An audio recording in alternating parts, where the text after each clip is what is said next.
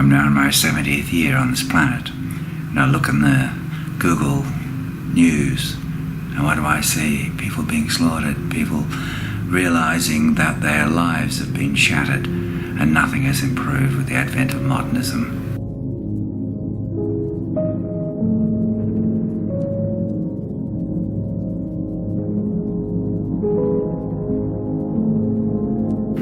I thought once upon a time that the world was going to improve. I think that was thought back in the 60s and the 70s.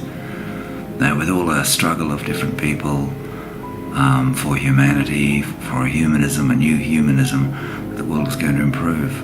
Well, that's proven to be false. The same scumbags that ruled the universe 10,000 years ago are still in charge, are still using their manic energy to get to the top and to destroy everything along the way. The Machiavellian despot who seeks to destroy everything in his way to get a certain place, no matter what happens, no matter what, using lies, deceit, murder, any device.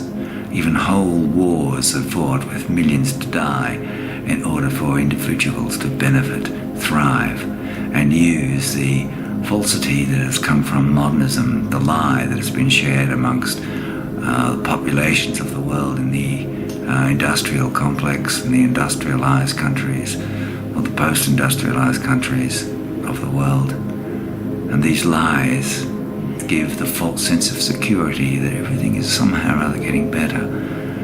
And then you watch as young people in America who are out on the streets, they're burning the place down, burning down the house.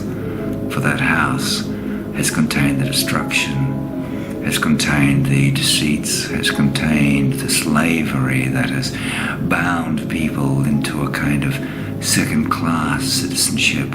Not only second class, but not even a citizenship at all, but a situation where they are constantly under surveillance and being entrapped, seeing their children being entrapped while being sold lies that their future is in their hands, when it's not. It's in the hands of others who use every device at their disposal in order to ensure their survival, their thriving, their benefit.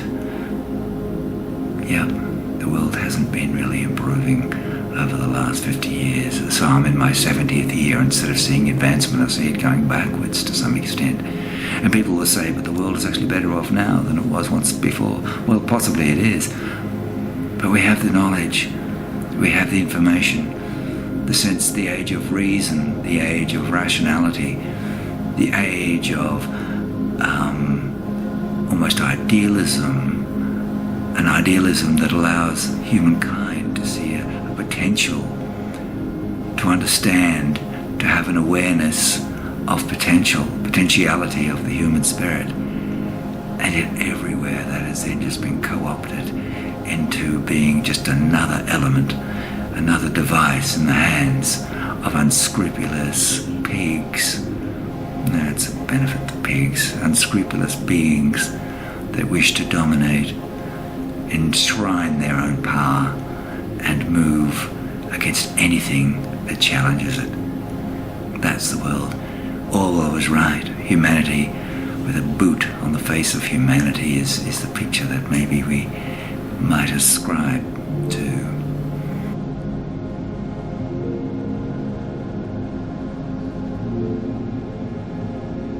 In light of all of this, what do we write about? If we're interested in writing, we're writing plays or novels or stories or creating sculptures and art. What's our responsibility? Do we keep putting on the same old crap? Or do we start to do as these young people are in the United States at the moment?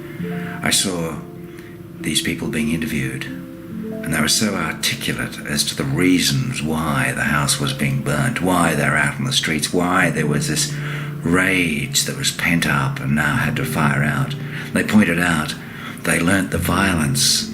They learnt the violence from their state, from the states that had applied this same tactics to them and to other countries around the world at various times. That it's the violence that's necessary to counter violence.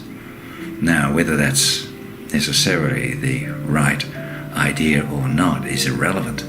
The fact is that when you keep somebody, or some group of people, individuals, a whole class of people down to some kind of subservient position, treating them as subhumans, at some point there's going to be something that's going to break.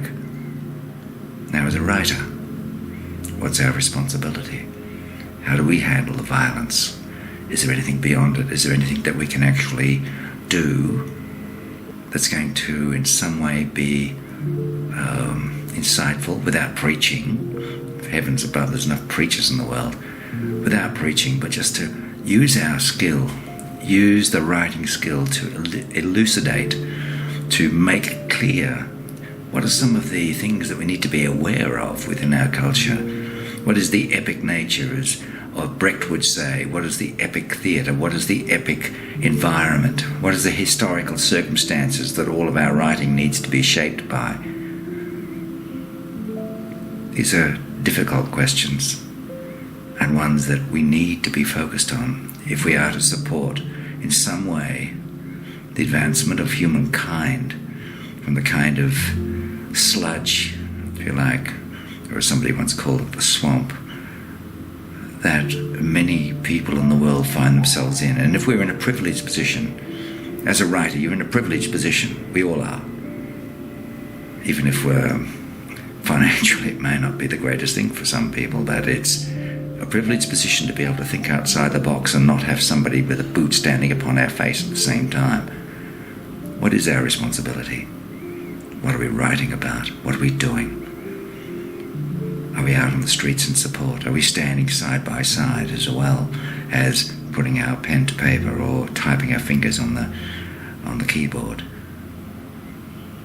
These are questions that perhaps we need to ponder.